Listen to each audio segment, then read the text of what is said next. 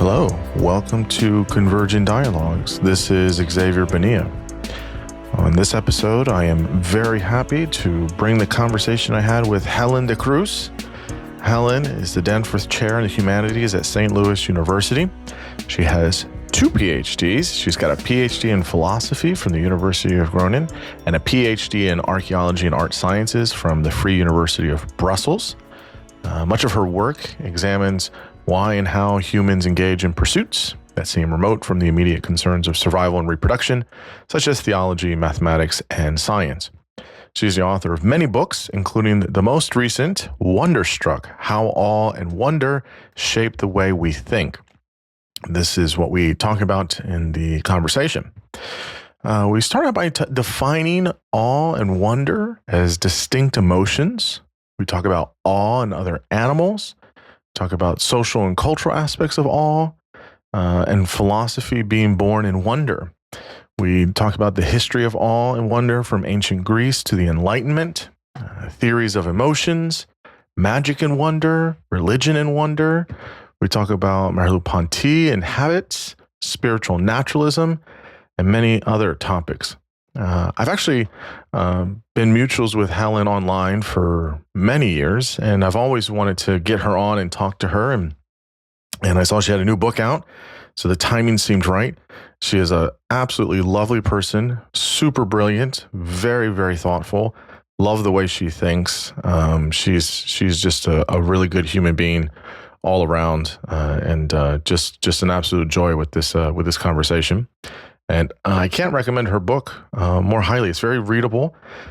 It's very digestible, and it's definitely a book that is thoughtful. It will make you think and ponder about many of these concepts. And so it's just all wonderful topics that she gets into. As always, you can find this conversation and all other conversations at convergentdialogues.substack.com. I'm also on YouTube. So definitely get over there, subscribe if you haven't, follow, like, share, word of mouth, sharing with your friends, sharing online, writing reviews, all that stuff really, really helps. And if you want to contribute as well, that's also super helpful. Much appreciated for those that do already. Really helps me to keep going forward. Again, this is all kind of a DIY, if you will, right? I'm not, as you know, I resist the urge to do ads and sponsorships and all those things, and I don't plan on it anytime soon. I want it to be all from listeners. So I really do appreciate the contribution, and don't feel shy to engage at all on the Substack. It's got some really great features there to engage with me directly. And so now I bring you Helen De Cruz.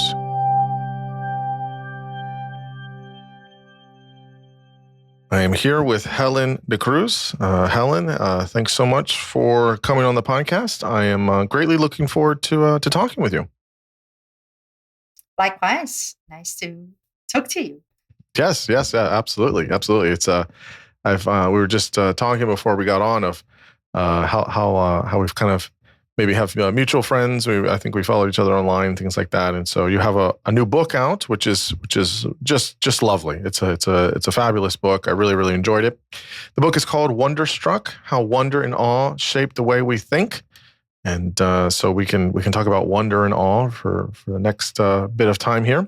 Before we do, why don't you just tell listeners briefly kind of the thumbnail sketch of who you are professionally, academically, and what you currently are into. Okay, so I'm Helen De Cruz, and thank you so much for tuning in and listening. I'm currently the Danforth Chair in the Humanities holder at St. Louis University. I got my PhD at the University of Groningen, Rijksuniversiteit Groningen, which nobody in the English-speaking world can pronounce, but it's a Dutch university with an ancient history, in 2011, and I have an earlier PhD in archaeology and art sciences. So you have 2 PhDs?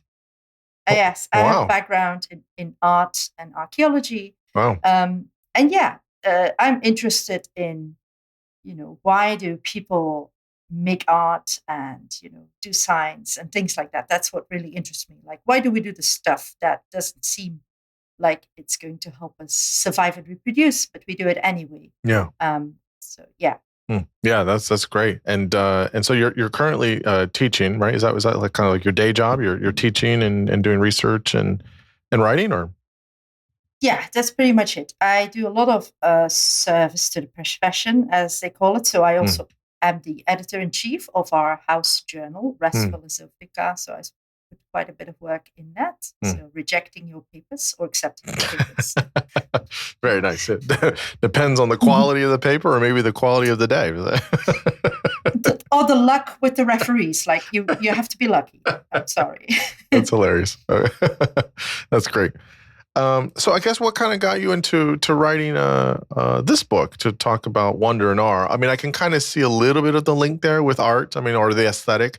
But what is it about wonder and awe that you wanted to kind of talk about and write about and put for the general public? I think this was a very concentrated project, to be honest. I got interested in awe and wonder several years ago, and I started writing about it. In part, I think if I had to put one sort of genesis to it, the direct reason I got interested is actually Richard Dawkins' work. So Richard Dawkins, I have a love-hate relationship with his work. I started reading him when I was 16, 17. And I was sort of like really, really into it, like The Blind Watchmaker and, The Selfish Gene. And one thing that I got from early Dawkins, before he became all like wokeness has gone awry and things like that, before he became that kind of guy, he sort of gave a sense about how wondrous science is and how wondrous the world is, and how you don't actually, in his view, and I think that's right, but we can talk about that later, you don't really need religion to feel wonder. You don't need that. You can feel wonder in so many different ways. So I got really interested in that, and then I explored sort of the links between Dawkins and, sort of people who come from it at a religious way, such as Abraham Joshua Heschel, the great Jewish philosopher. And that sort of got me thinking. I wrote a piece in Eon. An editor at Princeton got really interested and asked me, "Do you want to write a whole book about that?" And I said, "Why, yes, I do." So that's it, basically. Why? So it's Princeton basically said, "Just write a whole book about this," and I did. Yeah, that's great. It's nice when you get a big university press just asking you to write a book on something. That's great. That's great. Yeah. And I'm very sympathetic to a lot of what you said there. There was a bit of time, I think it was right before or during or after, I'm not sure where, it's sort of around this time where Dawkins had a pretty massive stroke. It was a really bad stroke. And he was out of the spotlight for a while. And I think he was writing right before that. I could be wrong on the timeline, but it's around there, about this idea of, what the wonder we can get from science, and we don't need necessarily religion or things like that. And I think, kind of post-stroke, he's kind of leaned in a little bit to the culture war stuff, which, is he's older now, and it's interesting just why he's choosing to talk about those things in his 80s, but whatever, it's his choice, I guess. But and his old stuff is great. Extended Phenotype is, I think, probably his best work. It's amazing. It's a great book. So okay, so awe and wonder. How are these? And you talk about it in the beginning of the book of how do you define these, and how are they distinct emotions, if you will? They're not just synonyms for each other. Obviously, there's that overlap for sure. But how do you define awe and wonder? For awe, it wasn't difficult to come up with a definition, because there is a paper by Dacher Keltner, who wrote recently a great book on awe. Yeah. And Jonathan Haidt. And they have this idea. And it's also validated. So there's a lot of empirical research coming out of this idea, namely that awe has two components.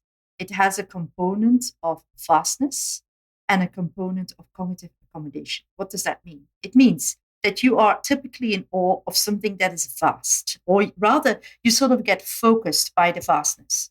Like you can look at the night sky, and you get struck by it. You get struck by the night sky, by the vastness of it. And then the second element is cognitive accommodation. And what that means is that you have difficulties sort of making this fit in your mind. Because once you start really thinking of the night sky, and you start thinking about all these planets, right? I mean, and people have been doing this. We'll get into this, I guess, in a moment. People have been doing this ever since, the Copernican revolution. Like, hey, wait a minute. If this is a sun, it's just a star. There must be loads of stars. Once you start thinking about this, your mind gets completely boggled. You get completely dazzled. You can't take it in. So that's cognitive accommodation. You try to fit this in your world, into your mind. It doesn't quite work. So those two things together. So that comes from the psychological literature. But then wonder, it's kind of interesting because wonder doesn't have quite the same research devoted to it in the psychological literature, but there's a lot of philosophical work on wonder. Now, I look at wonder as basically similar to awe, but not exactly the same, in that, again, you get really focused by something and you notice that there's a lot of things I don't know. For example, you look in a microscope. Use one of those microscopes at school. It's the first time you look through a microscope and you think, wow, my hair looks like that. That's kind of creepy, right? And then you think all these things around me are sort of like really creepy like that, right? And that is, so you have, again, the need for accommodation, for cognitive accommodation, but you don't necessarily have the physical size. So there's a kind of conceptual thing that opens up to you. You can see, like, there's a lot I don't know. So that's how I defined it in the book. Both have this cognitive accommodation, both sort of push you to look beyond yourself, to try to learn more about it. But the difference is that awe has this vastness dimension that wonder doesn't necessarily have. Yeah, it's interesting too, because if I think about these two things in contrast to maybe other primates or other mammals, as far as we know, it doesn't seem like they have the capacity to do that. It does seem like a very human thing. Are chimpanzees or bonobos or rhesus monkeys, are they looking up at the stars at night and filled with awe? Maybe. But I think, it seems to me that there's a kind of brain development of sorts that's implicit here, of this ability to consider things bigger than ourselves, to have this form of abstraction, to have this form of imagination, different layers of this kinds of things. That's not to say that those other animals don't, but it does seem that we're able to really think and use the kind of cognitive pieces of this, the knowing pieces of this, in ways that kind of have us connected to other parts of our experience. And so, I don't know, when we place it kind of in that way, what do you think? Do you think that it doesn't make us special, but I think that there is a kind of, there's a difference there of maybe from other animals. What do you think? Oh, this is such a difficult question, honestly, that I don't know. I go back and forth on this. So here's my archaeology background talking about this. So people have looking for a long time, like, okay, where's this spark, where it all began? Was it in Lascaux? No, a lot older, like, or Cosquer or Chauvet, one of those French caves. Or was it like in South Africa 70,000 years ago that we see this creative spark? Or is it maybe even longer ago? So you have all this work by McGrearty and Brooks, like hundreds of thousands of years ago, like you have shell beads and things like that. Yeah. So I don't know, but I do know that I think that an emotion akin to awe, something similar to it, we do see it in primates. So originally, Jonathan Haidt and Dachau Keltner have this idea that it has to do with the social structure of primates, and that they are in awe of, say, like you should have awe for an alpha male, for example. So it's the awe for the alpha male. But one problem with that is that a lot of the awe that we feel is actually not primarily for the alpha people. So there are certainly a demographic, and I'm cognizant of this, is that it's election year in the US again, that some people do have that kind of awe for political leaders, but I certainly do not. I never do. And many people are like that. If anything, I see a political leader on screen and I turn away. Yeah. So that's interesting. We have awe for things like mathematical theories, natural landscapes. And so what I think ultimately is there is a lot of our cognitive makeup that is highly similar, but there are specific ways that we use our culture and ways to interact with our emotions to sort of complexify them and to nuance them in ways that you don't have in many other animals. So there's a kind of relationship there. Yes. So it sounds like there's like kind of definitely a social sort of component, but the cultural aspect of it is there's all these, it sounds like there's all of these kinds of pieces, whether it's sociality, cultural evolution, things like that, that are loaded into a sense of awe or wonder. Because like kind of the example you were saying, right? If it's a kind of an alpha or whatever, I see those things, and maybe there's connections here, but as a kind of reverence or respect, but not necessarily awe. Of course, you can be in awe of political leaders or or whomever. But it could be fear, it could be respect, it could be reverence. While similar, maybe a little bit less different than awe. And I'm assuming there are many dimensions to awe. You can be in awe of the ocean when waves just rip something apart, or obviously the galaxies and the night sky and the universe and all these things. There's different ways, both for other people or for nature or things like that. And it seems that there is a sort of cultural and social component to this. How do you see the loadings there with cultural and sociality? I think that's very important. So I'm trying in the book, I'm trying to strike a balance between basically two ideas about human emotions. So on the one hand, you have people like Darwin and people following Darwin, such as Ackman, and they basically think that emotions are these sorts of innate things. So that there's different emotions that you have for different purposes, basically. So why do you have fear? Well, fear is healthy. If you didn't have fear, you wouldn't run away from the saber-tooth, as they say. Right. There's only some species of saber-tooth that we actually coexisted with. Anyway, so, but there's this other view that emotions are culturally constructed. And Darwin, in fact, he did a bunch of experiments in his house. Did you know about this? No, that I didn't. In Downing Street, he showed people pictures of people making all sorts of faces, and then he'd ask people, what does this face look like? And they say, oh, that person is afraid. And there were like only a few categories. And he said, well, that's clearly evidence that human emotions are similar to like animal emotions. And he wrote about that in his account of the emotion in humans and other animals.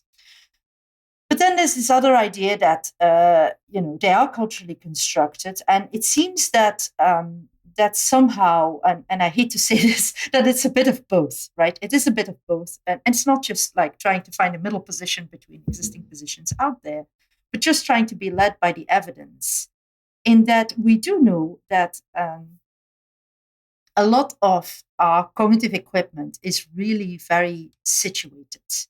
Like, you can use arithmetic, and many people aren't very good at arithmetic, but still, like, if you stand in a supermarket and you're trying to add up in your mind, like, how much is it going to be, particularly near the end of the month, if you are in that situation, that you can do it quite easily. And why is that? How can you do it? Because you have these sorts of shortcuts and heuristics. And that's just one example. So the situated cognition. And we have this with awe and wonder as well, I think. So I think that we have certain sort of cognitive capacities, but they never are used outside of relevant contexts. So I think in terms of awe and wonder, it really depends on what sort of thing your culture tells you is worthy of awe and wonder. For example, the ocean. The ocean is great, but honestly, like in European history for the longest time, the ocean was terrible in the old sense of awful, certainly, but it's something that you wouldn't want to mess with or go to. And actually, tourism to beaches and to the sea and so on was like 18th, 19th century. So before that, people just didn't find it aesthetically very valuable, the sea. So that's one example where people at some point started saying, yeah, this is interesting, let's look at this. So it really depends on what in your cultural background people say is valuable, is worth to have all for. Yeah, I certainly agree with that. I think that I like your middle way. I think it is probably a bit of both there, and not just to find the middle point, but I do think it is a kind of we live in environments and we live in ways in which we certainly you could live on an island and never interact with people, and you might think that, wow, these things up in the sky are really, they're very spectacular.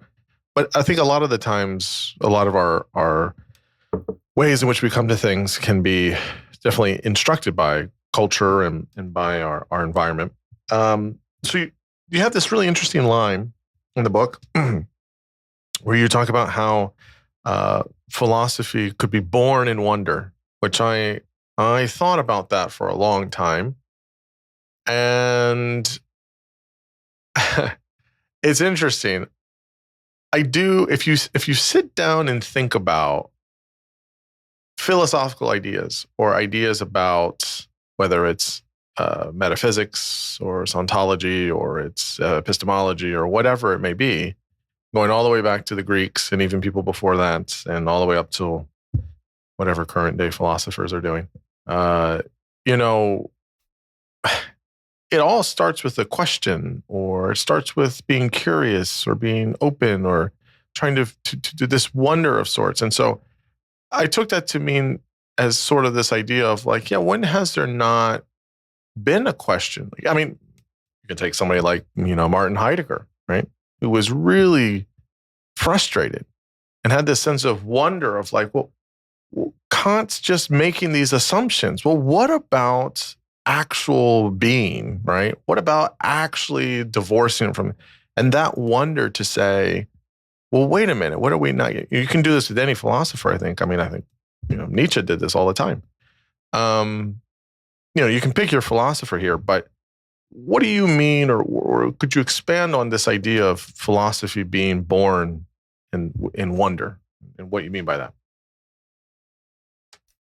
Yeah, I think that, so this is the ancient Greek idea of wonder as originating from just, philosophy originating from wonder. And wonder is just something that is a sort of intrinsic part of being human. So in Aristotle, in the Metaphysics, he begins by saying that all human beings have wondered at all sorts of things. They wondered at the night sky. They wondered at like simple things. And then from there, they would go on to complex matters. If we look at Plato in the Theaetetus, it's a little bit different. So with Plato, wonder is seen not as an emotion that is common to human beings, but as specifically one for philosophers, because you have Theaetetus. He's a young, ugly mathematician. This is mentioned several times quite randomly. So, and he says, I'm wondering why. So they have this debate on what knowledge is. And Socrates says, yeah, what is knowledge? Yeah, just tell me what it is. And he comes up with all sorts of ideas about what knowledge is, and they all come short, of course. Like there's always counterexamples. This is the Socratic method. And in the end, he says, oh, by the God, Socrates, please. I'm just so, my mind is so completely dazzled. I just keep on wondering.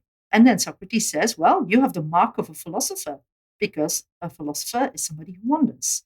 So that's an interesting difference between, a student and pupil, between Aristotle and Plato, in that the one says wonder is universally human. The other one says wonder is specific to philosophy. So which one is it? Is it specific to philosophy, or is it universally human? I'm going with Aristotelian idea that it's universal for us all. But I do think that in philosophy that you can wander a little bit further. Like, honestly, very often in many, many everyday contexts, if you keep on wondering, people will start looking weird at you and they will say, why are you doing this? Like there's these really bad sitcoms like Friends and that sort of thing. I don't know if you've watched any of these like horrible Gen X sitcoms. Yeah. Where you have usually I'm not a fan. One intellectual, not a fan, no. But you have one intellectual guy usually there. Everybody is stupid and this is seen as a great virtue. But there is one person who speaks in words that have more than one syllable. And this one person will often sort of go on where everybody else stops, and they will just keep on going. And everybody then goes to this one character because, of course, anti-intellectual as these things are, please stop it. So I think in philosophy, you can keep on going, right? So I think if philosophy is a discipline where we can use our wonder, as you were saying with Heidegger, and come up with some new ideas. Mm-hmm. Mm-hmm. Yeah, I think that the development, or you could think of like, obviously imagination is important here, but the way of the act of creating something out of something else, or this kind of novelty of certain things, I think has to have an element of wonder, whether it's looking at something differently or trying to see something in a fresh way. And I think, good philosophers or really good thinkers are able to do that, and they're trying to say, okay, well, how do we try to understand things about us as humans or things about the world?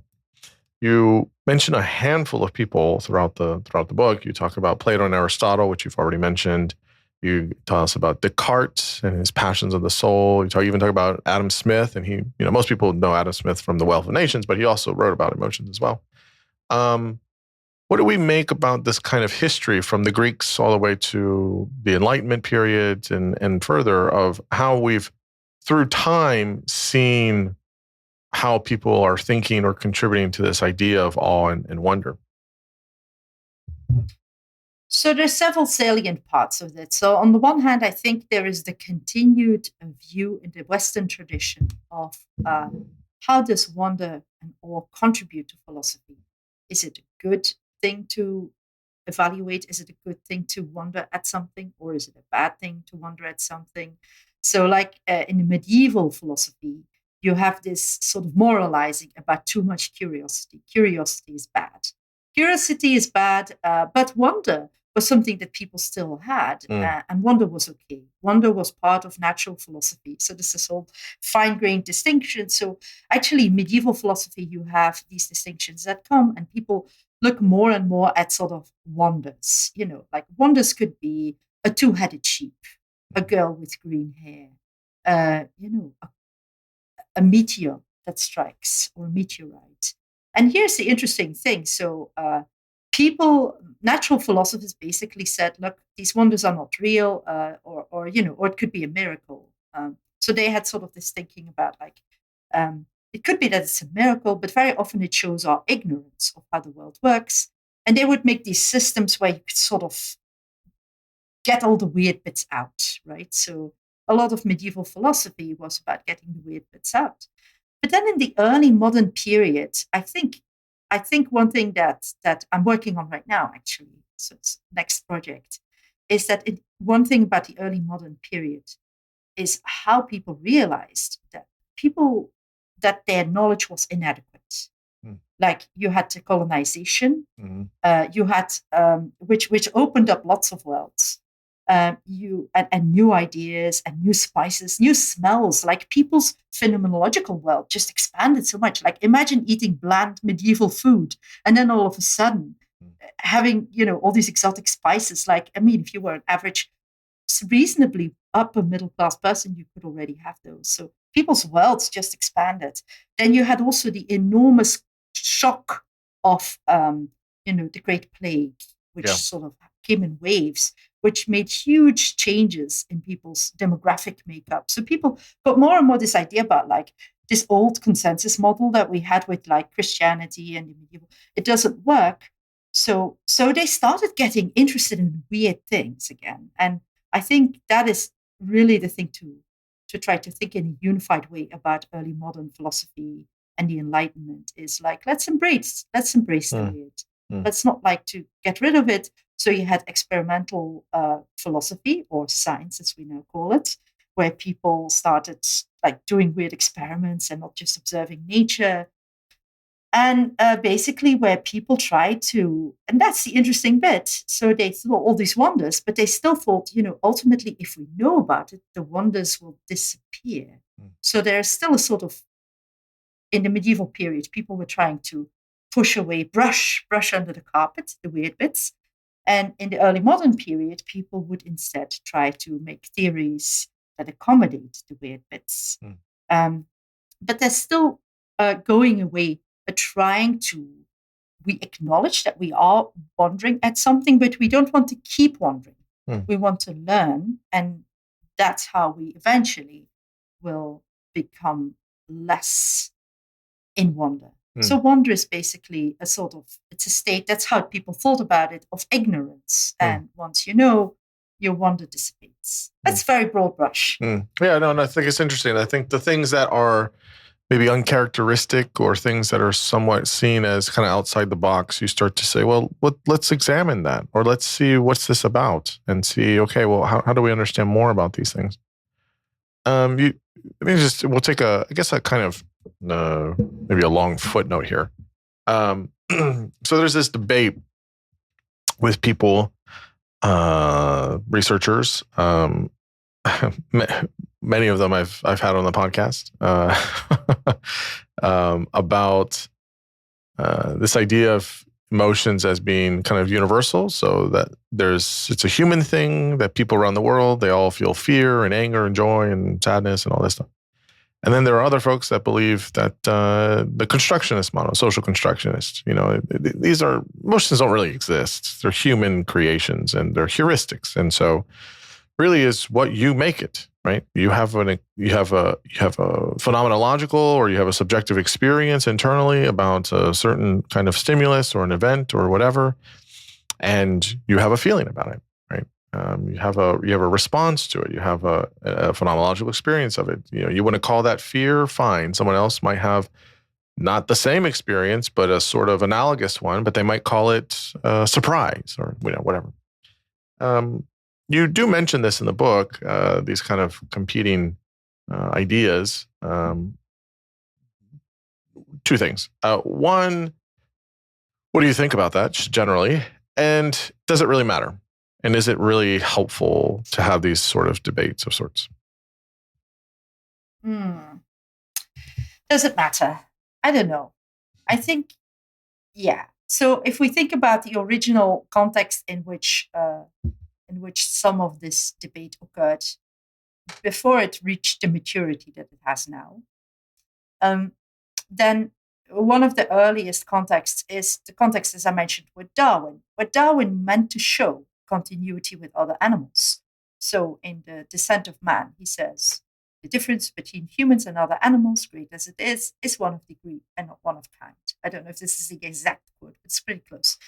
And one of the things that he wanted to show in his book on emotions that he published just 1 year after The Descent of Man is that our emotions are similar to those of other animals. So fear is not unique, and anger is not unique, and so on. Like, you have precursors of that sort of emotion in primates particularly, but also in other animals. But then you had sort of a whole research project after Darwin that was a bit degenerative in the end, with people like Romano, I forgot his name. But you had like these early emotion researchers, also William James and other people like that. And they like had these things like jealousy in fish. Can a fish be jealous? Probably not, I would say. So I think there's several things to it, namely our social complexity. So I do think that it's plausible that animals with a social rich life, not just primates, but also, for instance, bats. Bats have very rich social life, that they and some social bird species, they will have some emotions that other animals simply lack by virtue of the adaptive value of those emotions, of being in a group. You have to sort of do like cognitive bookkeeping, right? Imagine if you do something for me, I feel gratitude. Why do I feel gratitude? Well, it helps me to repay you. Now, in a sense, talking about, how exactly do we call this and that sort of thing does become uninteresting. But I think it is still interesting to see in how far can culture explain, or can we have cultural variations? I still think that's interesting, because in a sense, I don't think that you can explain adequately what goes on with culture and what it does for us if you don't see how it sort of interacts with these internal things. Like, that's maybe a good starting point to begin with, but I don't think I've exactly answered your question. Well, I think I have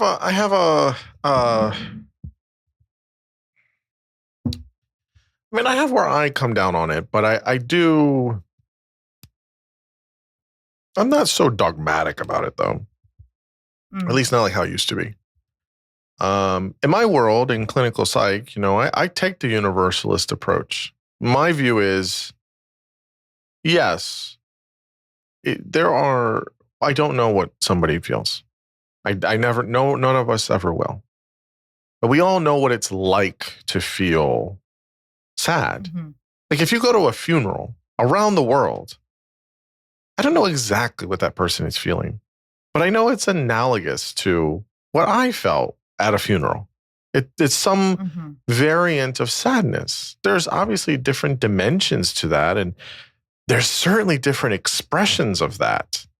But the intrinsic subjective experience of feeling sad when you lose someone, I think is a universal feeling. How it's expressed is a different story, right? Yeah. But but to be fair, I mean,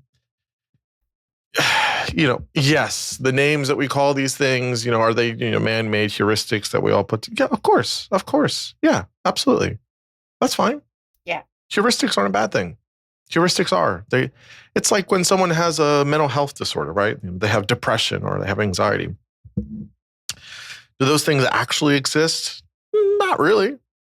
What exists is you have a series of symptoms within a certain time frame that has certain impact on a certain person, in these particular ways.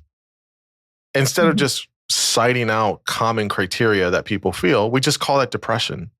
So we don't have to say all those things. That's the utility of heuristics.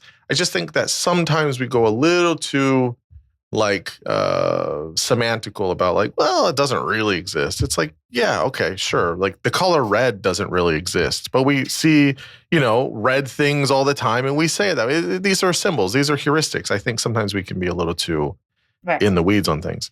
So that's kind of where I come on to it is I think we have to be human means we have experiences and we have feelings about those experiences. And we have many similar feelings. I think, yes, most people know the feeling, the emotion, if you will, of hunger. Many people will say hunger is an emotion. Again, people debate that and all those things, but many people know the emotion of fear. It's like, well, okay, yes, context and environment and what does it look like and what are the degrees of it. But again, I think we know what the experience is like, but we should still be curious about what the individual person's experience is like. We should not just say, "Oh, you felt sad. Okay, go move on to the next thing." It's like, well, what is that experience like for you? Your sadness is not necessarily going to line up with my sadness. You're a different person. You have a different phenomenological experience of the world.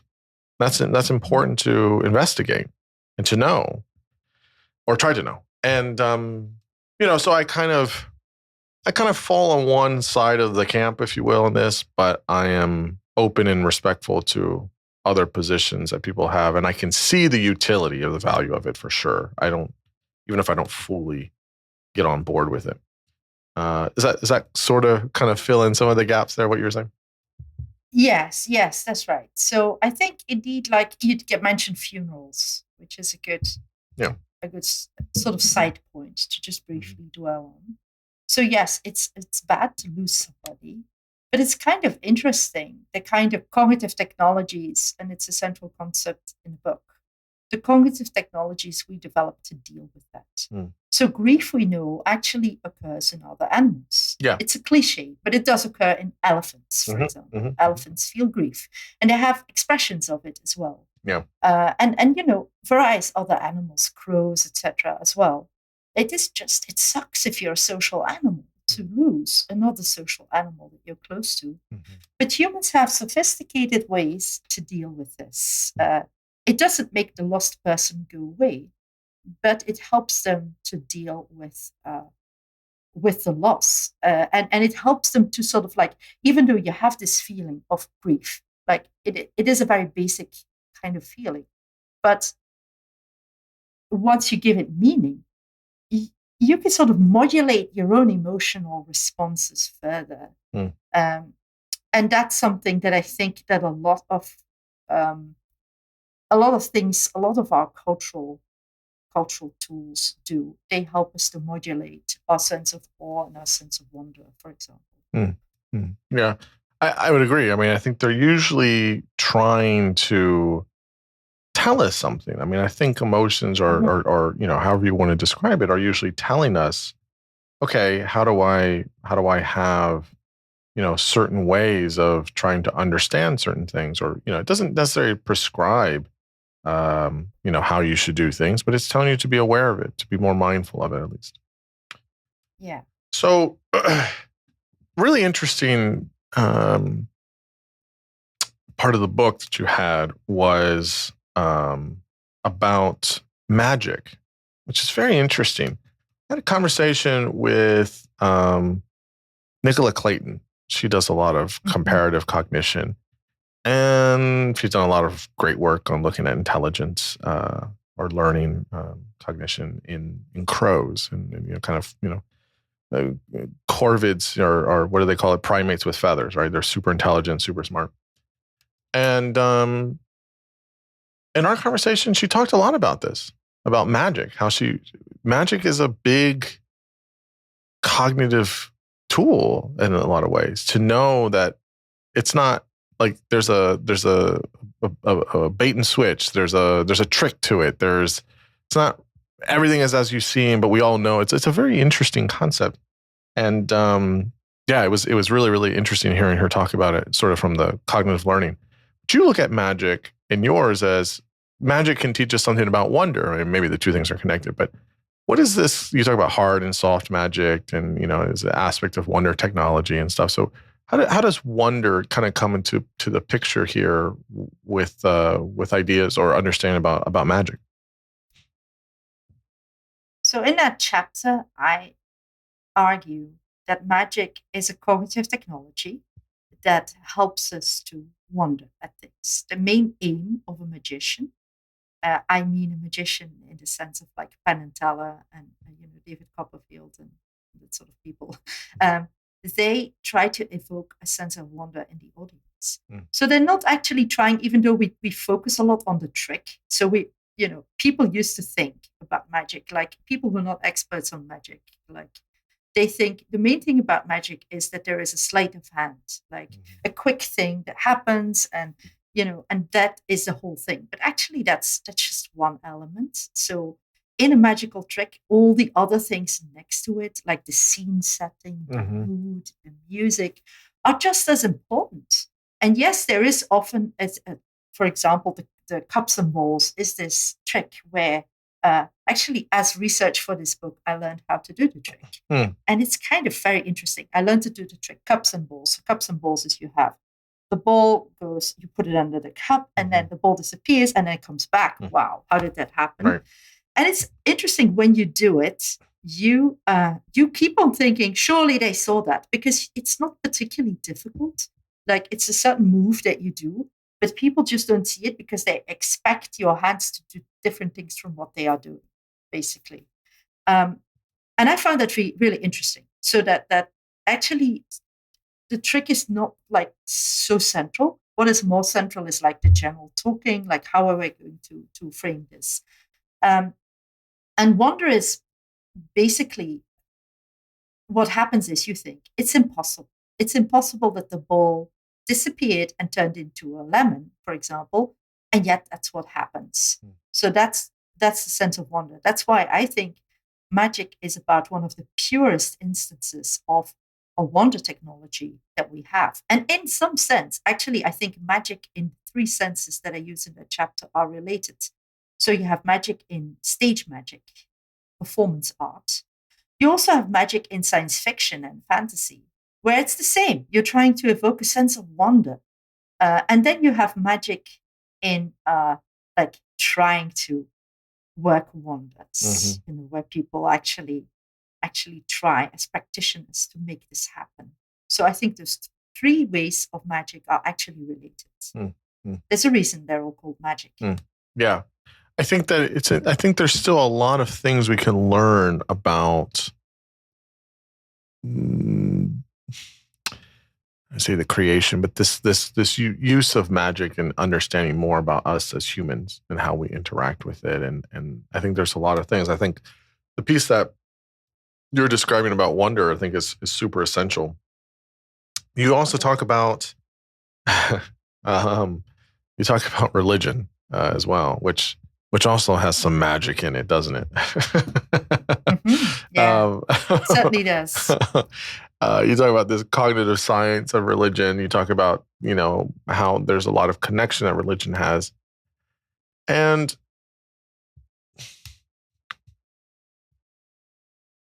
I have a lot of negative things to say about religion, but I am aware of, I don't know, I go back and forth with this. I am aware of the positive elements that religious beliefs can have for certain people, how it is a pretty good adhesive for communities. It's always hard for me to kind of see those things with all of the awful things that are connected with religion, intentionally or otherwise. And so it's hard for me to kind of have both of those things in my head at the same time. But for you, how do you see religion as having this connection with helping us understand either emotion management or wonder, or all of these components that you have been talking about here?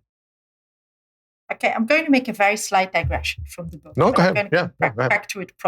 Yeah, I totally hear what you're saying. Like I was horrified by the reversal of Roe versus Wade. I don't know. I hope that's not political. But anyway, I was horrified. I mean, I was too, but you can be political if you want. True horror. Yeah. True horror. Like I thought, how is this possible?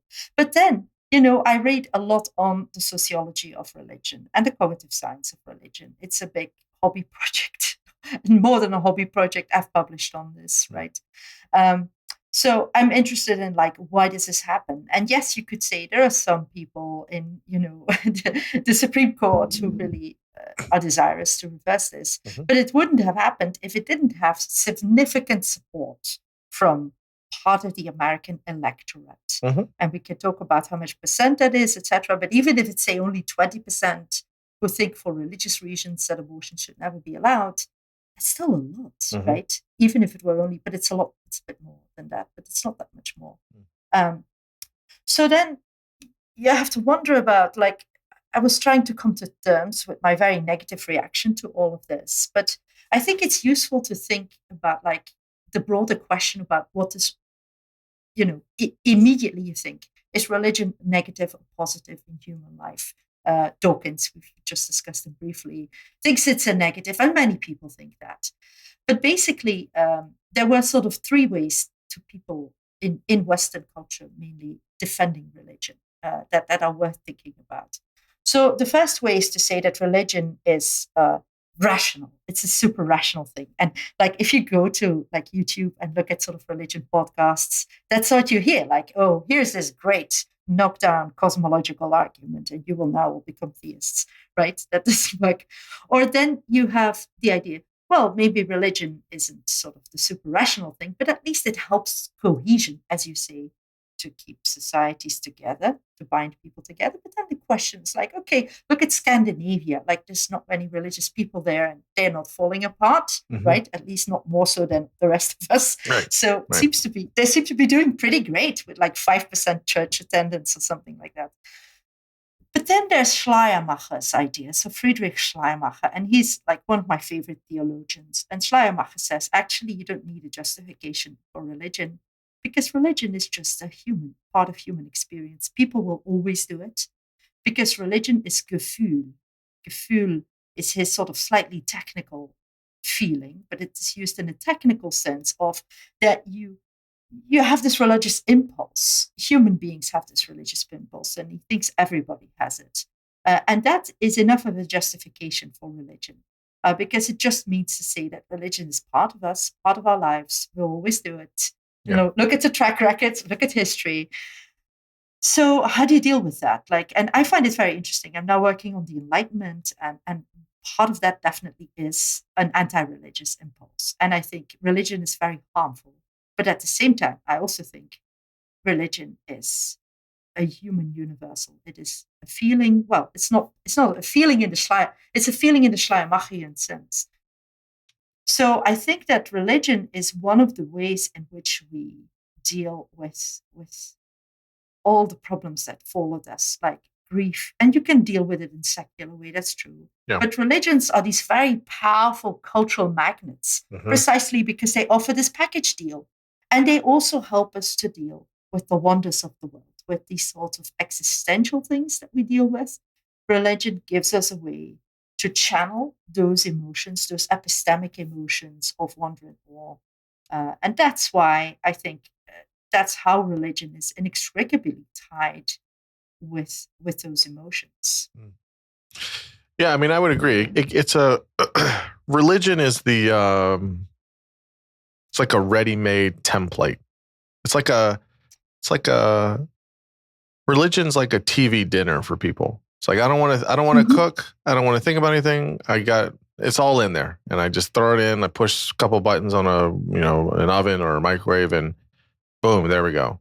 Dinner's ready. Yeah, or if you want to go with that, I know quite a few thoughtful people who are like that, but it's more like the pizza, the frozen pizza. Yeah. You buy a margarita, but then you say, I don't really want margarita. I want pepperoni.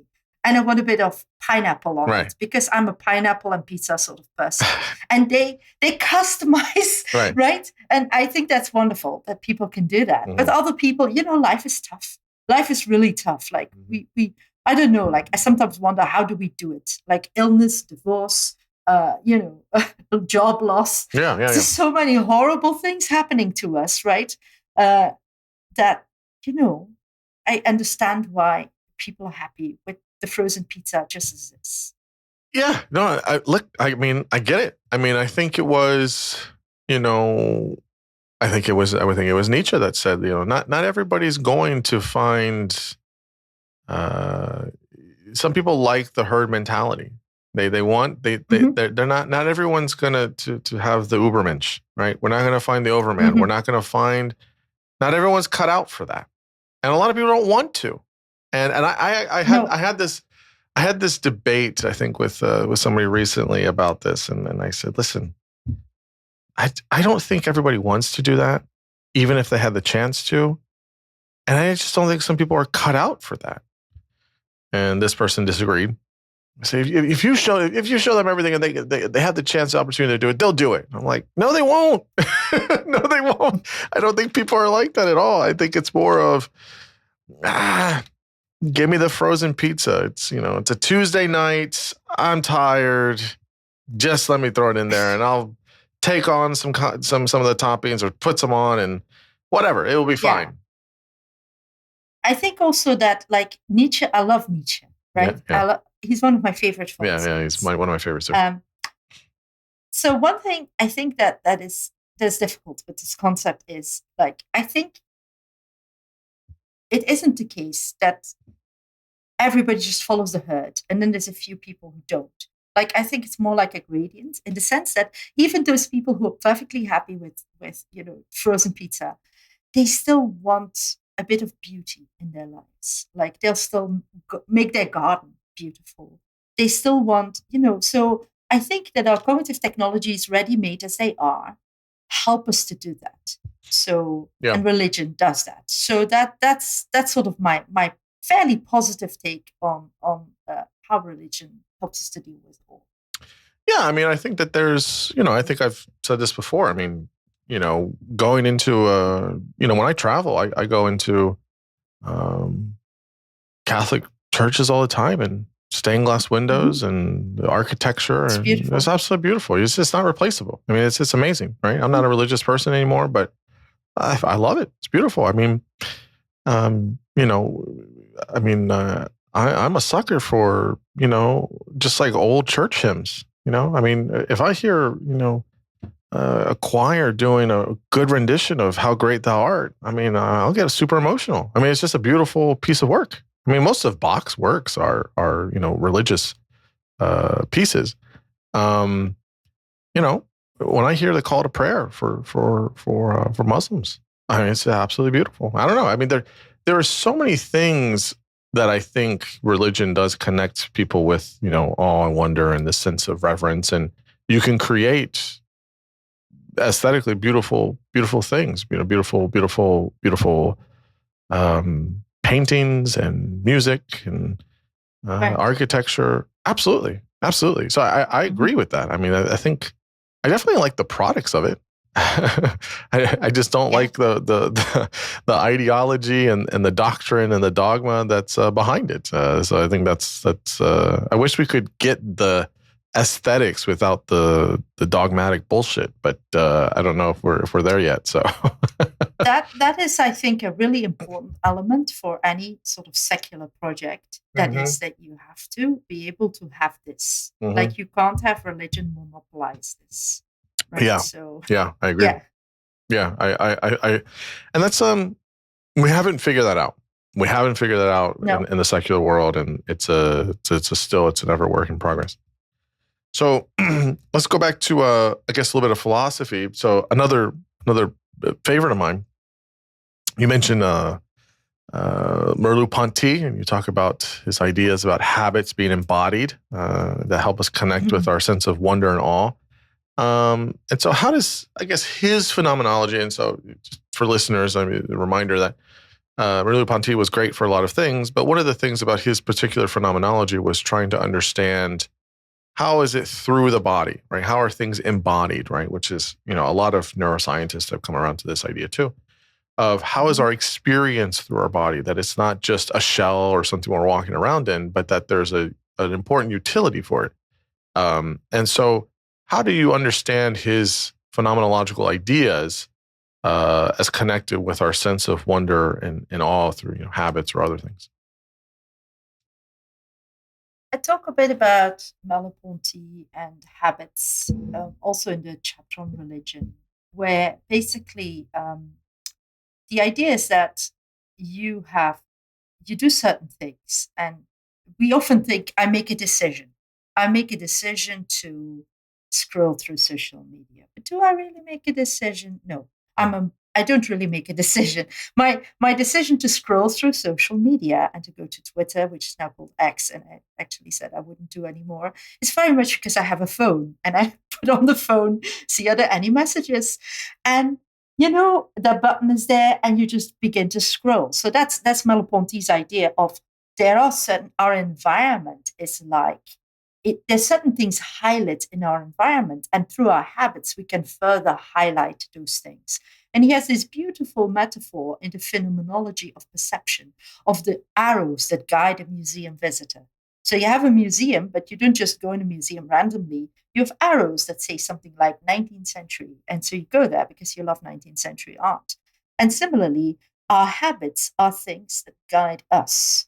So we don't just interact with our environment and do things like sort of like, I freely make the decision now to go to Twitter. No, it's more like I'm an embodied being. I have my phone, I put the phone on, and I just step into this habit. So it's a thing that you sort of step into.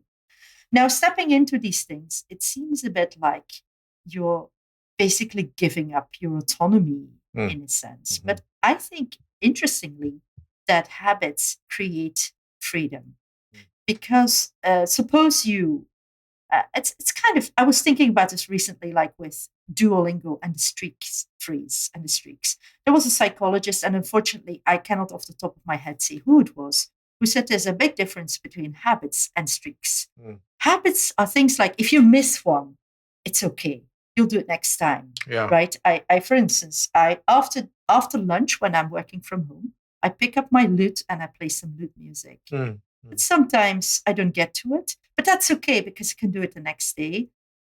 Whereas if it's a streak and you miss the streak, then you get like completely demotivated and you say, oh no, my so many as day. This is, by the way, thankfully how I got out of this horrible game called Wordle that everybody was playing at some point. Yes. like, like I just lost the streak, and I was like, oh my god, I'm so happy I don't have to play this awful game that I wasn't getting better at anymore, but I Uh, was merely doing it because the streak got so long.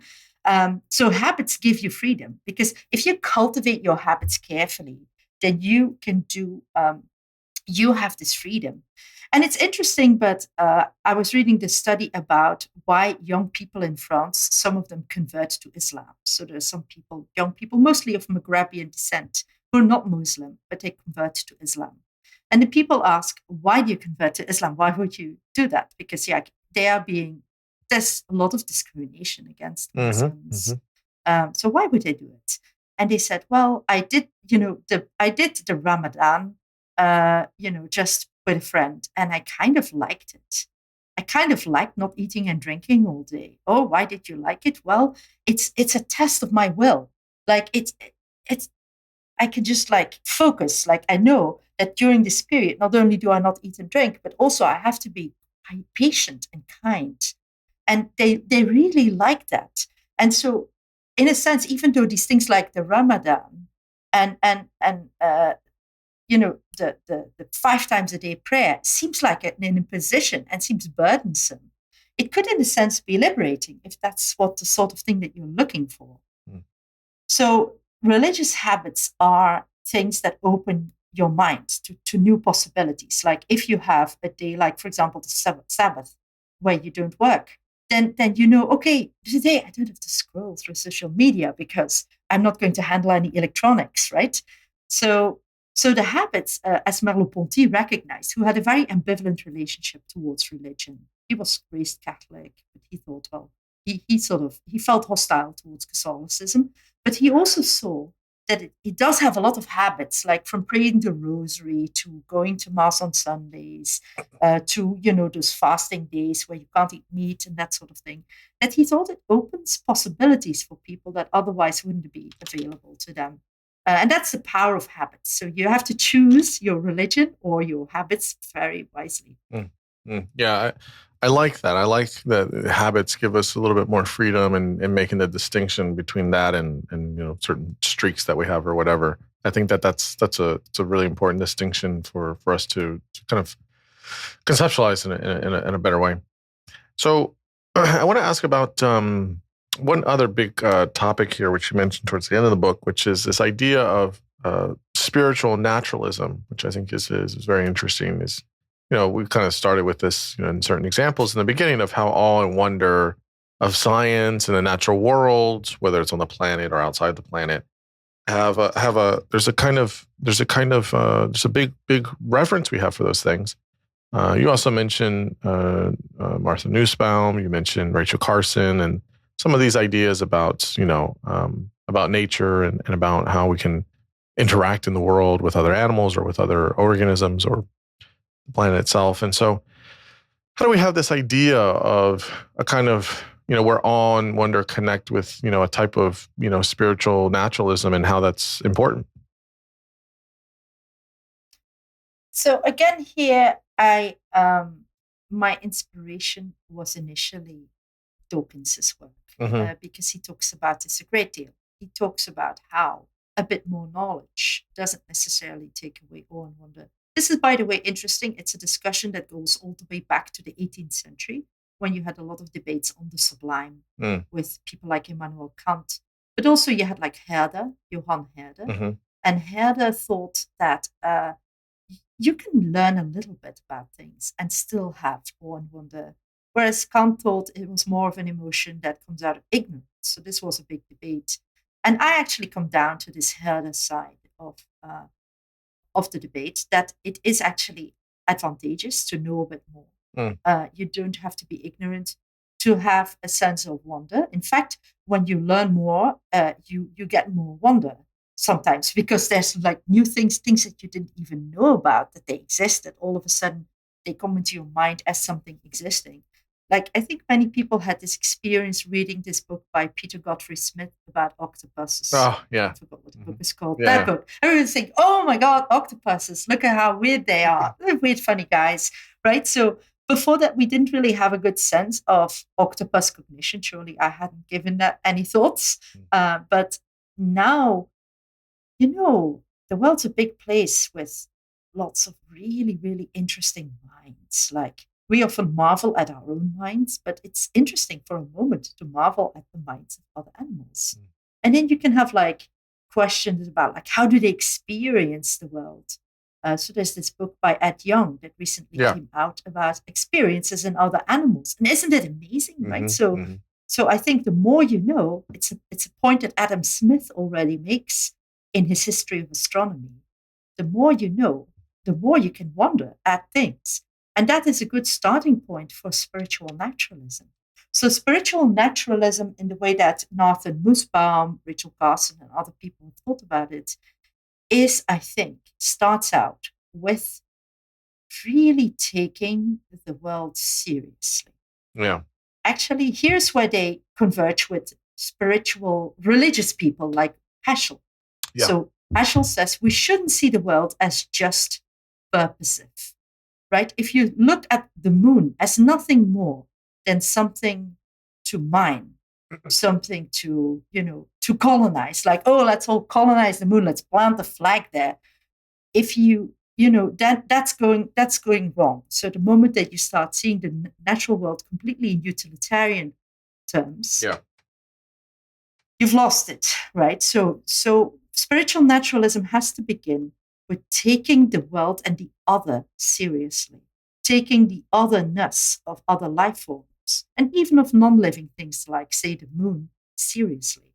And I think that gives you sense, like, it's not because, this is a point that Carson makes, it's not because you take those things seriously and you think, oh, wow, the octopus has an amazing mind. And oh, wow, the moon is such an interesting object, that you say, and therefore I will respect it. But you could, right? So it's not automatic that this happens, but it's much more difficult to say, I really not only see this rainforest as I'm going to put cows there and make a lot of beef, but this rainforest has lots of different life forms that are beautiful and their own thing. And yet I'm going to destroy it. It's a lot more difficult, right? So in that sense, you can develop, the kinds of virtues and attentiveness that you need to really engage, I think, with the natural world in a way that would be beneficial, for yourself and for the people around you. Yeah, that's very, very nicely said. I fully agree with all of that. Which leads me to my last question, which is, how does wonder and awe help us to look at the world with a kind of innocence, a kind of firstness, and to really have a life that is worth living? How do we tangibly do that in our kind of day-to-day life, where we don't just let it go by us or we take things for granted? How do we foster that kind of approach or attitude towards life? It's so interesting that one of the last things that Rachel Carson wrote. So Rachel Carson died of breast cancer, unfortunately, at quite an early age, before she could write her big book on wonder. She was going to write this big book on wonder. She'd even talked to her agent about it. Like, I think it's deeply sad we didn't have that book. But what people did then was posthumously put together a little book that was basically an article that she wrote for a women's magazine, funnily enough, on helping your child to wonder. And that has a lot of the ideas and about wonder that she would have done in the book had she written it. And one of the things she says in that article, in that small book, is that wonder helps you to deal with problems. People who wonder, she says, are able to deal with the difficulties in life. They have a source of strength and resilience. So when I read this first time many years ago, I was puzzled. I thought, okay, imagine you get a breast cancer diagnosis. It's very bleak. They didn't have the resources that we have now. I don't know if they had like regular screenings and things like that, but imagine you get a breast cancer diagnosis and there's nothing much you can do. How does wonder help? How does it make you, particularly if you're not a religious person and you're not looking forward to, I don't know, happy afterlife? How does it help you to deal with that? And I think, in a sense, one thing it does, so I have no definite answer, is the short bit. But the long bit is that it helps you to see that there is more out there than your personal concern. So it's a kind of, in philosophy, we have this genre of philosophy called the consolatio, philosophy as consolation. Mm. And I think here wonder does also play. Wonder is the thing that underlies, I think, philosophical thought. And it is sometimes very consoling to think that there's a lot more than you, that there's a bigger world out there, that, the little crab will continue to walk like, and I don't know, maybe this is why we have so much climate anxiety and, eco-pessimism, etc. Because, the idea that we're all destroying that sort of source of great value is difficult for us to deal with. Yeah. But in a sense, there is still a lot out there. And I think that it helps you to sort of get beyond yourself, right? Because wonder is a self-transcendent emotion. So it helps you to get a bit out of your immediate worries, your immediate concerns, your immediate thinking about, I have to do this and I have to do that. No, with wonder, you can simply let things be and just look at them and take them on their own terms. And I think that's just great. Like, we should do that more. Like, we always are pushed to do this. You have to do more. Mm-hmm. You have to make New Year's resolutions, and you have to be more productive, and we have to do more this. Even we have to enjoy ourselves more. Right. Right. I'm going to begin to rant. Right. But we're not doing it right. Like, whatever you're doing, you're not doing it right. With wonder, there's no such thing. Yeah. Like, you could just let things be as they are. You take them on their terms. Yeah, no, I like that a lot. There is a lot of forced happiness or forced, relaxation and forced self-care. And it's I don't know. I understand the spirit of it, but if you got to tell people you have to take care of yourself or you have to have a good time, I don't know. There's a certain point where it's like, this feels like work and a chore, and I don't know about that. So that's a very, it kind of has this boomerang effect of sorts, which is very strange. Helen, I mean, this has been such a delight. I really appreciate it. And as a reminder, the book is Wonderstruck, How Wonder and Awe Shape the Way We Think. So everyone should go out and pick up a copy. It's fantastic. And a big thanks, Helen, for coming on the podcast and for talking all about wonder and awe and all of your work. I greatly enjoyed the conversation. So big thanks. Thank you so much. Thank you.